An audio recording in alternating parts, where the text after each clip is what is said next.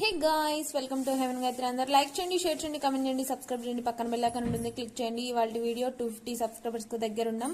అందరూ ఒకసారి సబ్స్క్రైబ్ చేయండి. ఇవాళ వీడియో వచ్చేసి గోంగూర పండు మిర్చి పిక్కిల్ ఏ విధంగా చేయాలో చూపిస్తున్నాను. ముందుగా ఒక పాన్ పెట్టుకొని అందులో ఆయిల్ వేసుకొని నిమ్మకాయ సైజ్ అంతా చింతపండు వేసి ఫ్రై చేయండి. అది వేసి చేసిన తర్వాత 4 కట్టల గోంగూర ఉంటది కదా, అదంతా ఒలిచి క్లీన్ చేసి పెట్టుకున్నదంతా వేసి బాగా మగ్గించేంత వరకు ఉన్నాయండి. మగ్గించి పక్కన తీసుకుంటానే ఒక మిక్సీ తీసుకొని అందులో ఎర్రని పండుమిర్చి ఉంటాయి కదా, అవన్నీ తుంచి వేసుకొని అందులో 1 నుంచి 20 వరకు వెల్లుల్లి వేసి రవ్వలు కొద్దిగా పసుపు కొద్దిగా వచ్చేసి మెంతులు జీలకర్ర వేసి మిక్సీ పట్టిందంతా వేసి మిక్సీ కొట్టుకోండి.